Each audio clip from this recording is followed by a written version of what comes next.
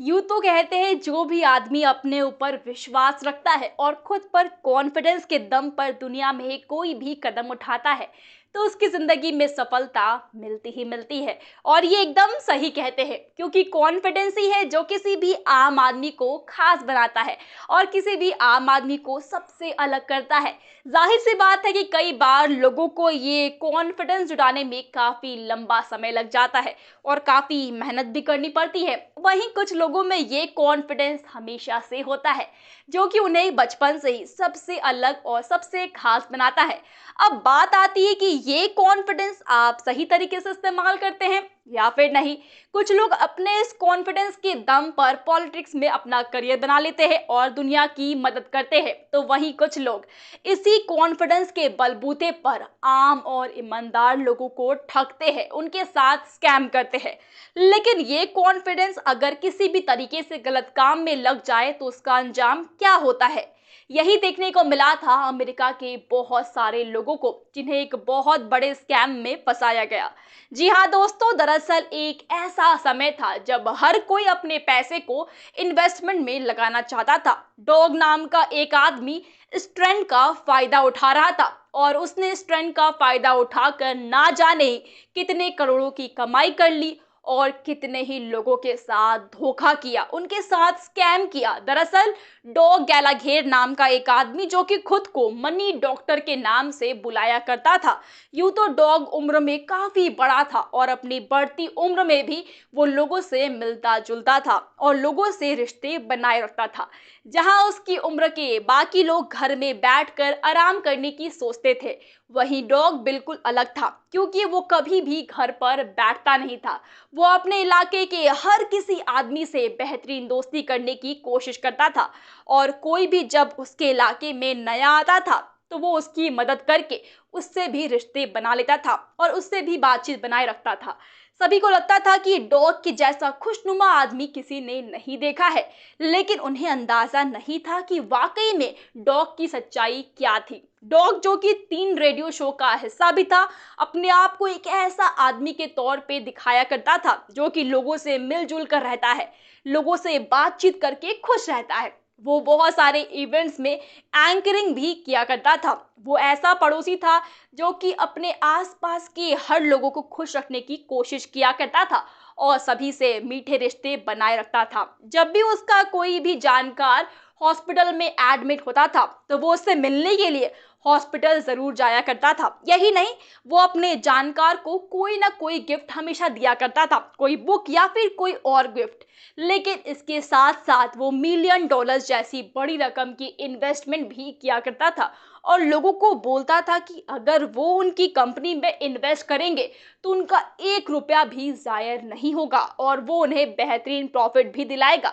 ये साबित करने के लिए वो अपने सभी इन्वेस्टर्स को कुछ कुछ समय के बाद बड़े बड़े चेक बोनस के नाम पर दिया करता था। हालांकि ये चेक बहुत कम होते थे, लेकिन ये चेक उनके अंदर ये उम्मीद जगाए रखते थे कि उनका इन्वेस्टमेंट किया हुआ पैसा बढ़ने वाला है और एक समय ऐसा होगा जब वो भी करोड़पति बन जाएंगे। कुछ ऐसा ही हुआ था लैरी के साथ भी। दरअसल लैरी भी इस इन्वेस्टमेंट का हिस्सा था और उसने भी अपनी मेहनत से कमाए हुए बहुत सारे पैसे डॉग के जरिए उसकी इस कंपनी में इन्वेस्ट किए थे। लैरी का कहना था कि उस समय 2008 का बहुत बड़ा फाइनेंशियल क्राइसिस अमेरिका में हुआ था, जहां हर किसी ने अपने नेटवर्क का कम से कम 30% इस फाइनेंशियल क्राइसिस में मार्केट में खोया था और अपने इसी नुकसान की भरपाई करने के लिए लैरी ने $50,000 की इन्वेस्टमेंट डॉग के जरिए की थी। दोस्तों, डॉग जो कि मनी डॉक्टर के नाम से मशहूर था, दरअसल एक पीएचडी था और उसका ये अंदाज और उसका ये चार्म था जो कि लोगों को उसकी कंपनी में पैसे इन्वेस्ट करने के लिए मजबूर कर देता था। दोस्तों, हालांकि लैरी को पहले डॉग की इस पर्सनालिटी पर शक था क्योंकि उसे लगता था कि कोई भी बिना किसी वजह के, बिना किसी मतलब के इतने ज्यादा मिलजुल कर क्यों रहता है।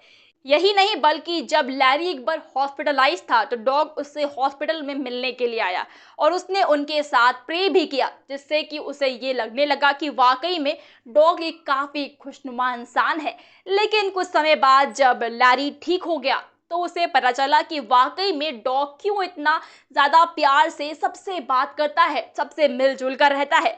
दरअसल 2 हफ्ते बाद जैसे ही लैरी अपने घर पहुंचा और वो थोड़ा सा रिकवर हुआ, तो डॉग उसके घर आया और उसने उसे बताया कि कैसे वो अपने नुकसान को और खास करके हॉस्पिटल में जितने भी बिल से उसको नुकसान हुआ है उनकी भरपाई करने के लिए जल्द ही कम समय में पैसे कमा सकता है अगर वो डॉग की कंपनी में इन्वेस्ट करता है। पहले तो लैरी को शक हुआ, लेकिन कुछ समय बाद उसे लगा कि वाकई में डॉग उसकी भलाई चाहता है और इसीलिए उसने अपने बचाए हुए पैसे डॉग के हवाले कर दिए।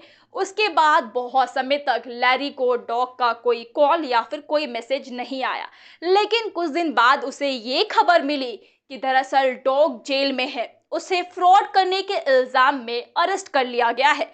दरअसल डॉग ने सबको ये तो कहा था कि अगर वो उसकी कंपनी में पैसे इन्वेस्ट करेंगे तो वो लोगों को एक से बढ़कर एक बेहतरीन प्रॉफिट दिलवा सकता है, लेकिन किसी ने ये नहीं बताया कि दरअसल डॉग के पास इन्वेस्टमेंट करवाने का लाइसेंस ही नहीं था। जी हाँ दोस्तों, जैसे एफबीआई को इसका मालूम चला तो उन्होंने डॉग के ऑफिस में छानबीन की। तब ये पता चला कि दरअसल डॉग एक बहुत ही बड़ा पॉन्जी स्कीम चला रहा था और उसने $20 मिलियन लोगों से लिए थे और वो किसी भी तरह से ये पैसे लौटा नहीं सकता था, क्योंकि वो ये सारे पैसे कहीं इन्वेस्ट कर ही नहीं रहा था। ये सभी पैसे वाकई में वो खुद पर खर्च किया करता था। 80 साल की उम्र के डॉग को लाइफ टाइम इम्प्रिजमेंट की पनिशमेंट सुनाई गई। बहुत लोगों ने बाद में ये बताया कि दरअसल डॉग उनकी मदद करने के लिए ऐसे समय में आया था जब वो फाइनेंशियली काफी मुश्किल दौर से गुजरे थे, जैसे कि लैरी का हॉस्पिटलाइज्ड होना। वो लोगों से बना के और मिलजुल के इसलिए रहा करता था ताकि उसे सबकी जिंदगी की हर जानकारी हो और वो सही मौका ढूंढता था जब कोई उसकी इन्वेस्टमेंट के लिए तैयार हो जाए, उसे मना ही नहीं कर पाए। हालांकि डॉग को इतनी बड़ी उम्र में ऐसा स्कैम करने के लिए इतनी पनिशमेंट तो सुनाई गई थी, लेकिन अभी तक ऐसे बहुत लोग हैं जो कि इस हेरा फेरी का शिकार हुए और डॉग के स्कैम में फंस गए। डॉग के इस बहुत बड़े स्कैम में जहां कई लोगों ने करोड़ों गंवा दिए, वहीं कुछ लोगों को जिंदगी भर किसी भी तरीके के इन्वेस्टमेंट से डर लग गया है। दोस्तों, अब देखने वाली बात यह है कि एक बेहतरीन पर्सनालिटी भी इतना बड़ा स्कैम कर सकता है। तो क्या लगता है दोस्तों आपको, क्या ऐसी ही हेरा फेरी भारत में भी हुई है? और अगर हुई है तो क्या हेरा फेरी 3 में भी हमें कोई ऐसी ही कहानी बड़े पर्दे पर देखने को मिल सकती है? ऐसी कहानियां हमें बहुत देखने को मिलती है और इस फिल्म के लिए लोगों के बीच भारी एक्साइटमेंट और जोश देखने को मिल रहा है। अब ये फिल्म जब थिएटर्स में आएगी तो क्या धमाल मचाएगी, वो तो फिल्म के रिलीज के बाद ही हमें मालूम चल पाएगा। अब हम तो भाई इस फिल्म के लिए काफी एक्साइटेड है और आप कमेंट्स में बताएं। एंड वीडियो अच्छी लगी हो तो वीडियो को लाइक करें, शेयर करें अपने दोस्तों के साथ और हाँ, चैनल को सब्सक्राइब करना बिल्कुल भी मत भूलिएगा। आज के लिए बस इतना ही। मैं प्रगति मिलूंगी आपसे नेक्स्ट वीडियो में। तब तक के लिए सेफ रहिए, मुस्कुराते रहिए। Bye bye.